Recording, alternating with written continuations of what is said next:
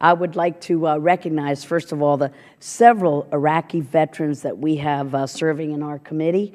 We thank you for your service and for your efforts in fighting the extremists and terrorists in Iraq. The chaos that the Islamic State of Iraq and the Levant, ISIL, is creating in the region must concern us all.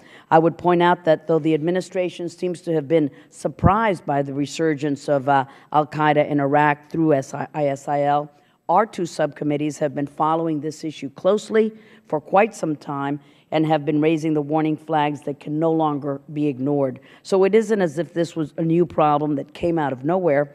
In our hearing in November, we had Deputy Assistant Secretary for Iraq and Iran, Brett McGurk, testifying, and he said that the Iraqis didn't even believe that they, in cooperation with the Sunni coalition groups, the Sons of Iraq, could fend off ISIL, and he said, quote, "They don't think they're going to win because the al-Qaeda groups have better weapons and better resources," end quote.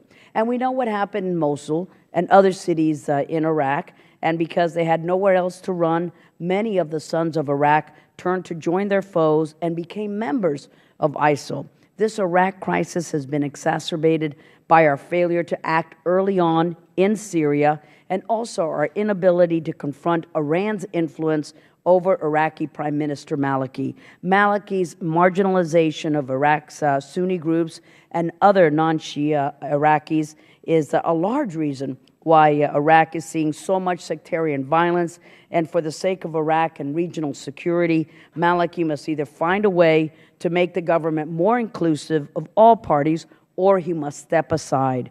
Yet now the administration has said on numerous occasions that it is considering cooperation with Iran and Syria in Iraq to fight ISIL, the very same Iran that has been supporting Assad in Syria, fueling the conflict there, giving ISIL terrorists safe haven to spread their fight in Iraq.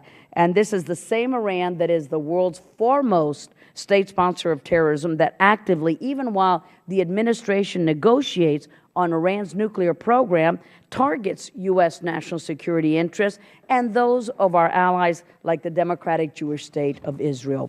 Under no circumstances should the administration seek cooperation with Iran over Iraq or anywhere else. To do so would be folly, and it would be against everything that we in the United States stand for. The instability that ISIL has created threatens the entire region, but more importantly, it is also a very real danger at the doorstep of our ally, the Kingdom of Jordan. Just 2 weeks ago, Congressman Ted Deutsch and I went to Jordan to discuss ISIL, the Syrian conflict, other regional issues, and when speaking with the King of Jordan, he was unambiguous when he told us that ISIL poses a grave risk, not just because of the violence, but because of the form of radical Islam that it is spreading. The administration must formalize a decisive policy that outlines our strategic goals and objectives that can help Jordan and other nations counter this militant Islamic threat. We need actions from this administration. We needed them months ago.